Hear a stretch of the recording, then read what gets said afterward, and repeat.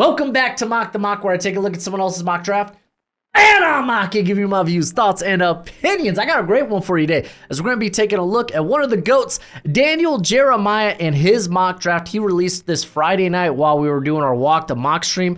So this is going to be my first reaction to it. I can't wait to see it. I assume we're not going to have any trades in here since it's his first mock draft of the draft cycle, but still, nonetheless, very eager to take a look, see what prospects he has going high and whatnot. But let's take a look at the Chicago Bears. They go Caleb Williams, and this is going to be the most popular pick of the draft cycle. I mean, well, it's the first overall pick, but I think most of us are going to just assume that the Bears are going to trade away Justin Fields. Let's actually read what he has to say here. He says, "We've seen Justin Fields continue to improve, but I still believe GM Ryan Poles' best decision at number 1 overall will be an easy one. The Bears select Williams, the most talented quarterback in this class. I tend to agree. I mean, you get to reset the rookie contract at quarterback, and it'll allow the team a lot of financial relief when it comes to team building when you have your starting quarterback on a rookie deal. He's a more talented prospect coming out of college than Fields was in terms of tools and whatnot. I don't think that's arguable.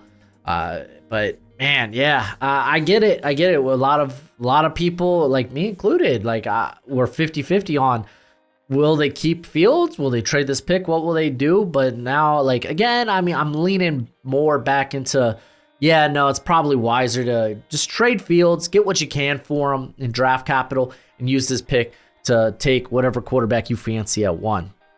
At number 2, Drake May goes to the Washington Commanders. Pretty easy. It's a new era, new regime.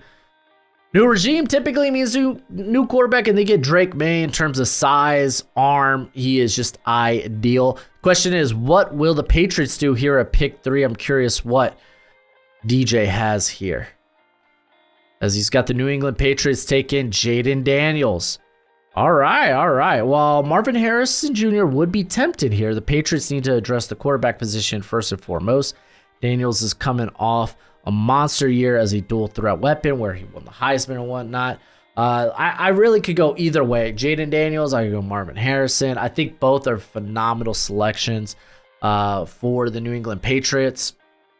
Obviously, a lot of this will clear up in terms of where they may go with free agency, with the offseason, see what route they look like they're taking. But yeah, we see 3 quarterbacks off the board early. And I'm kind of curious where the next quarterback will fall. How far does quarterback 4 fall in this class, and where will they land? Marvin Harrison going to the Cardinals. I mean, you get the best prospect in this class. If you're the Cardinals, you get to add him to that wide receiver room that's so desperate for playmakers. Hollywood Brown is a free agent. So, yeah, I'm cool with it. It's kind of an obvious pick. What about pick 5? Is this Malik? Oh, I totally thought this was going to be Malik Neighbors. Wow, he took Roma Dunze instead. Very interesting. Odunze is my favorite player in the draft. He's a complete receiver. The Chargers have salary cap decisions to make with Keenan Allen and Mike Williams. This would be a home run addition for Justin Fields. Not against it. So, I mean, I guess if I'm willing, because when it's all said and done, I'm probably going to have a blue chip grade on Odunze. So, I guess if you prefer Odunze over Neighbors, I won't fault you. I'd prefer Neighbors, but regardless, we're still going to the same position. Which now with Malik Neighbors available at number 6 for the Giants, I think that's hard to pass up. And it is hard to pass up. The Giants go with Malik Neighbors. To be expected. They get a nice playmaker here to add to their wide receiver core. Kind of the mainstays there will be Jalen Wyatt. It will be Wan'Dale Robinson. And, I mean, hey, even if you want to replace Daniel Jones, you're probably not going to do it at pick 6 with 3 quarterbacks off the board. Pick 7, Joe Alt. This is an easy one. Rinse and repeat. We know the offensive line was pee-pee poo-poo for the Tennessee Titans. If they could get their pick of the top tackle in this class, then bet your sweet cheeks that they're going to take the top tackle. And that happens to be Joe Alt for a lot of people. All right, pick 8. Atlanta Falcons go Dallas Turner. I wonder if he incorporates, I don't think there's going to be trades in this, but I wonder if he incorporates a landing spot for Justin Fields. Probably not. But Dallas Turner going to the Falcons. Pass rush is probably, outside of quarterback, pass rush is kind of the biggest need for the Atlanta Falcons. Dallas Turner, in terms of just tools like athleticism and whatnot, he's got it. He's got it. He's very young. He's still building that body, but you need to get better off the edge. Dallas Turner helps you do that. I mean, again, it's going to be in the running with Liatu Latu. It's going to be in the running for running with Jared Verse. I think those are the 3 guys we talk about at the top of the edge class. But yeah, no, Atlanta's in a good position to take a pass rusher here if they can figure out the quarterback situation in the offseason. But before we get in and pick 9, what's crack-a-lackin'? It's your boy Broshmo. Just in case you did not know, so go ahead, become bro and subscribe. Leave this video a thumbs up if you enjoy the content as always. Let me know what you think in the comment section below, where we had that nice, beautiful, intimate football discourse. All right, pick 9's the Chicago Bears. They go with Jared Verse. I think he's actually a really good scheme fit for Matt Eberflus and company. They're going to be able to probably get a pass rusher in free agency. There's going to be a ton of potentially available. We'll see who ends up staying with their squads, like Daniil Hunter, Brian Burns, and such. But if they can't get a pass rusher in free agency, they certainly can in the draft. Jared Verse, again, just a perfect fit. He brings that nice power profile to complement Montez Sweat. Pick 10, I imagine this is Olu Fashanu. Oh, wow, it's Telenisa Fuaga. Ooh, he really likes him, Fuaga. I don't fault him. Fuaga's nice. But ahead of Olu Fashanu is very interesting. Let's read this one real quick. I love Fuaga's tape from his career at Oregon State. I think we'll see him move up draft boards during the evaluation process. He's massive and powerful. New York's offensive line is screaming out for more help as the Jets look to protect Aaron Rodgers. Don't disagree with the position. And I mean, dude, yeah, to have Fuaga, I mean, Fuaga brings you a much better power profile than Fashanu. So, yeah, no, that's just very interesting. I think he's a good scheme fit as well. At 11, the Minnesota Vikings go with Byron Murphy. Yes, just take it in. The Byron Murphy love is imminent. I've been screaming for like the last month that I don't think Drizon Newton's going to be my defensive interior one, and that's not a knock on him. That is just freaking Byron Murphy. His tape is that good. So he's going to be coming here to play interior. Kind of makes sense if they decide to bring back Kirk Cousins, decide not to go quarterback in this class, and they see 2 edge rushers already off the board. It does make sense that the Minnesota Vikings could opt to choose to take the top interior prospect if they deem Murphy that good. And I think he can be like a top 15 guy. Like, he leads all interior players in win rate, pressures. The guy was just phenomenal. Denver Broncos take Terrion Arnold. Okay, first corner off the board. No quarterback, though. I really thought this might have been a Bo Nix spot, but I guess we might see. I'm curious. I am very curious if we're even going to see another quarterback in this mock. Because, like, what are the teams that could? You can make a case for the Rams, who could take a McCarthy to sit. The Bucks, the Saints. Saints are always fun ones. Raiders. So Saints are just hard to project in general right now. Anywho, he says, I think Arnold could go as high as 5th overall. He's the best cornerback in this draft, and he could pair with Patrick Surtain to give the Broncos one of the best cornerback tandems in the league, if not the best. Okay, so I get it. In terms of length, athleticism, Terrion Arnold is freaking a stud. He's phenomenal. He needs a lot more polish, but I think that might be all right. If you're willing, if you're looking at like for the most toolsy guy, it's probably Arnold. Like Nate Wiggins would be up there. I think Cooper DeJean could be in that discussion as well. If you're looking for a little bit more of a much higher floor, I think Kool-Aid McKinstry has the highest floor of any of the corners in this class. But I get it. I think cornerback 2 is definitely a big need for the Broncos. Pick 13 is Olu Fashanu. How can you pass up on him? How can you? How can you if you're the Raiders? You'll solidify the right tackle spot. You got Colton Miller. Thayer Mumford could go play guard. I know some people have really liked him at tackle, but I think he's just a better guard fit in the NFL.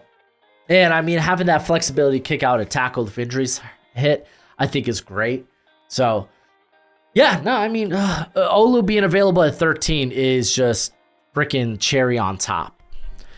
At 14, New Orleans Saints take Bo freaking Nix. Thank you.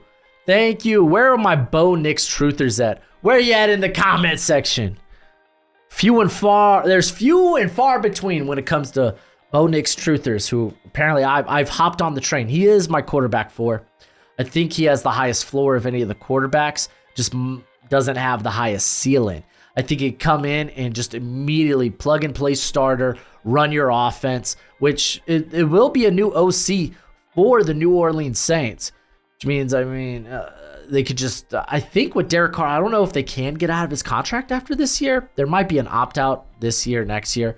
But regardless, even if you have to just bite the bullet in terms of dead cap with Derek Carr, I think that's probably the wisest decision. All right, pick 15. Indianapolis Colts take Brock Bowers. Forgot this cat was on the board. Guy is a top 10 talent, but at the tight end position, how far will that get him pushed down?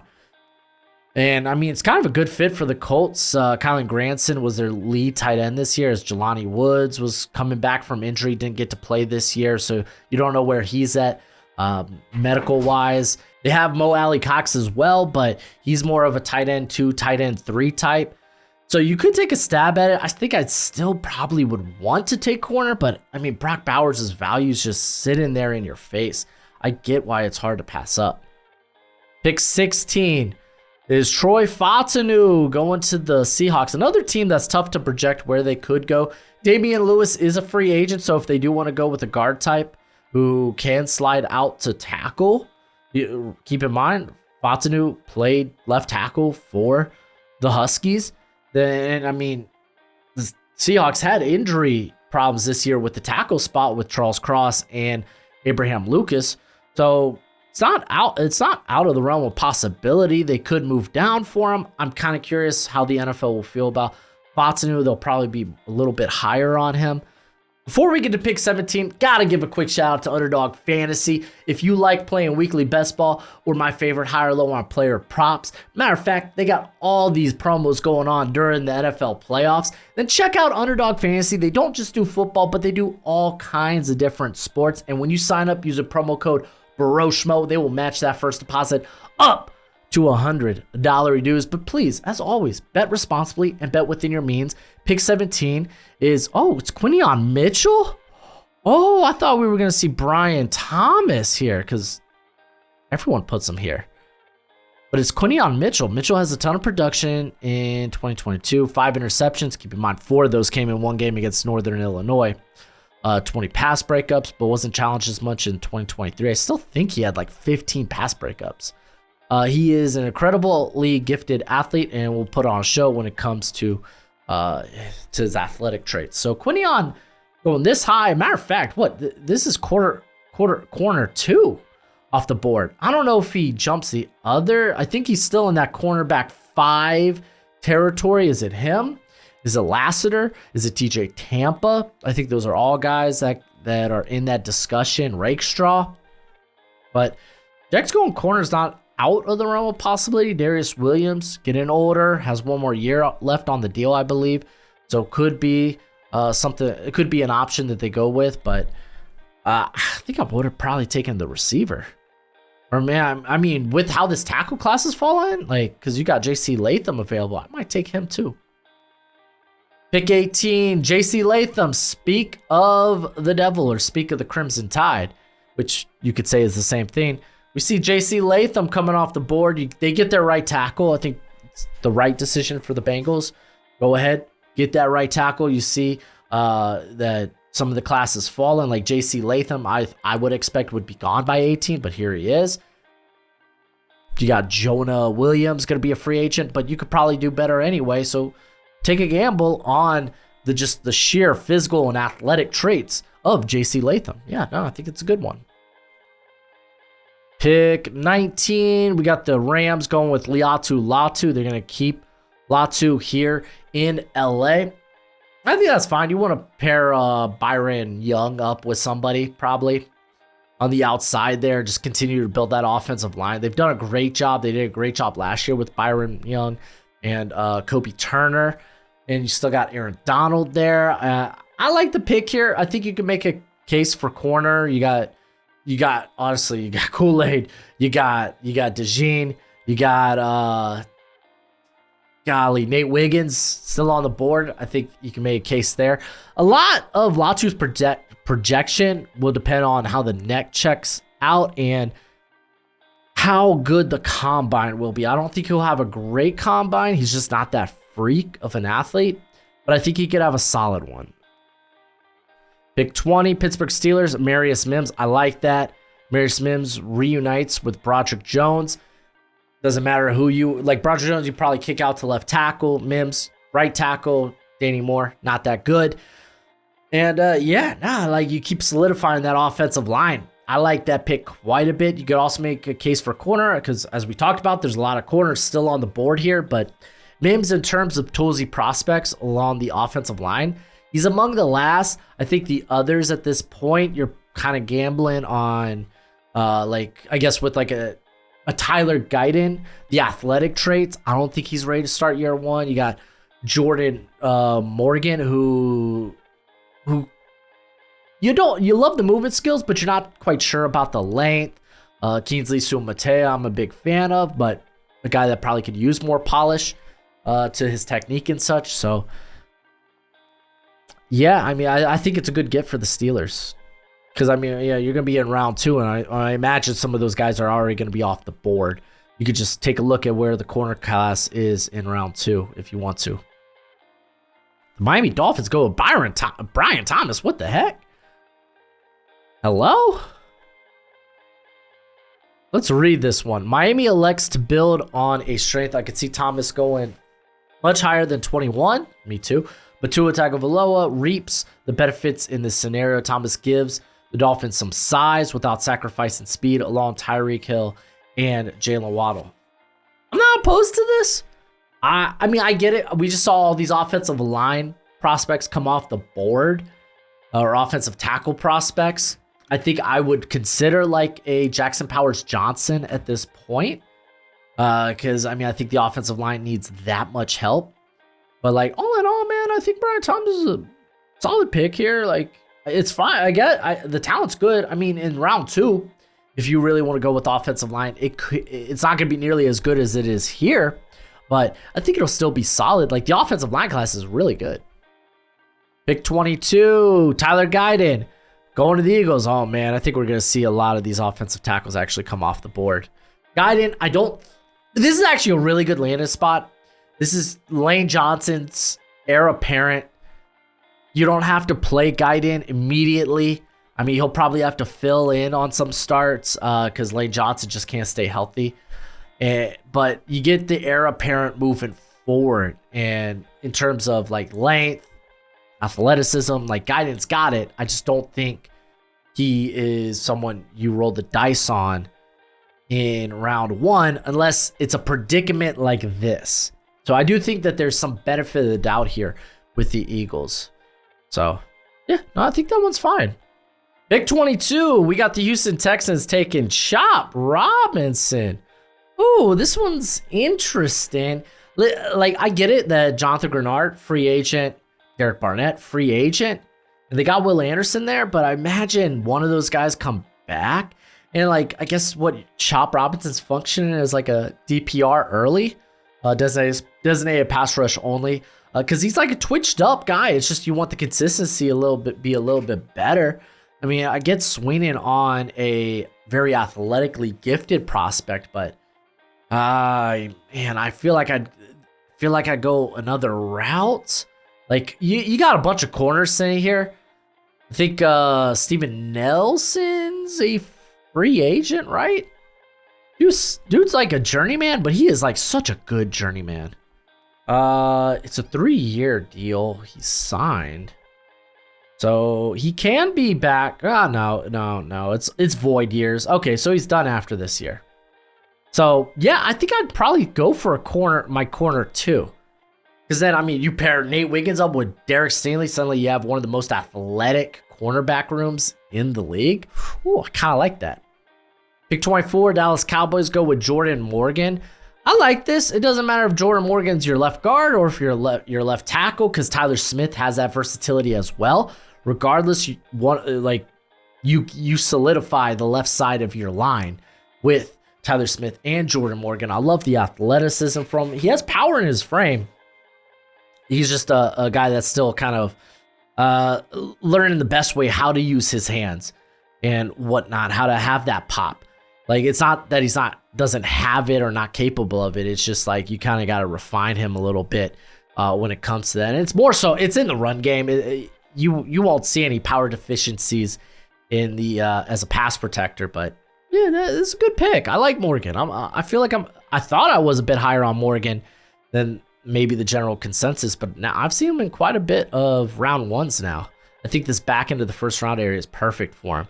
Listen, I know you love the NFL draft as much as I do, and you're going to want a nice hefty watch list of players during this college football season. Well, go ahead, check out my draft guide. You can purchase it for only $30 by Venmoing or PayPaling me. Links in the description. It's a one-time payment, and you get it for this whole draft cycle and forever and always, technically. It's a Google spreadsheet, so send me your email when you send the payment. I'll get you hooked up. You will see my current prospect rankings and big board, my full evals. And guess what? It updates throughout the whole draft cycle. So it's a great purchase, and it's a great way to support the channel. Pick 25, Green Bay Packers take Graham Barton. Hello? This one's a little interesting. Barton meets the Packers' criteria for offensive lineman in terms of intelligence and versatility. He can play all 5 spots up front. So I get it. It gives you versatility. But again, with how this corner class has fallen, take a swing at corner. Like, Eric Stokes can't stay healthy. Jaire Alexander has been banged up. But still, like, he's like a top 10, top 15 corner in the league. You've seen positive things from Karen and Valentine, but corner is such a volatile position. Keep adding. You need to have depth. You need to have talent. You should want to have competition at that position, and you're at a position to take a swing on one of these guys, whether it is we got Kool-Aid on the board, Cooper DeJean on the board, Nate Wiggins still on the board. Like, all these guys still on the board. Pick 26, the Buccaneers go with Enos Rakestraw Jr. I know a lot of people really love what he can be. I think it's an interesting pick for the Bucs. I mean, they've given money out to Carlton Davis. They've given money out to Jamil Dean. Granted, those guys were pretty beat up last year. Carlton Davis didn't have exactly the best year, so not to say you can't say corner's completely out of play here, especially with how it's fallen. Rakestraw, man, he could have a strong Senior Bowl week and really elevate his stock. I don't have him as a first rounder just yet. I have some reservations when it comes to him, but like, I think he's got it as an athlete. He's tested well. Former track guy there in high school. Mainly played off coverage, so you don't really know how he will be quite impressed. But I don't know. We'll see him at the Senior Bowl. We'll get a better evaluation of him there. Pick 27, Cooper DeJean going to the Cardinals. I mean, hey, dude, if the value's there, take it. This is a great draft for the Cardinals. Not only do you get Cooper DeJean late, but you took Marvin Harrison Jr. early. This is ideal if you are the Cardinals. Cooper DeJean is just such a good athlete. Such a good athlete. I think he plays corner, outside corner. Yeah, sure, he can play safety, he can play slot, but I think he can play outside corner. I'm pretty high on him. He's got a great athletic background. If you go back and look at what he was in high school, the dude used to play quarterback. He was recruited as a quarterback by South Dakota State. So, like, the guy's a really good athlete. You had a couple of big plays from him the last couple of years. The pick sixes. You had the punt return that was called back. Ugh. But yeah, no, Cooper DeJean's nice pickup here. Pick 28, Drazon Newton going to the Buffalo Bills so they get a little more juice on the interior.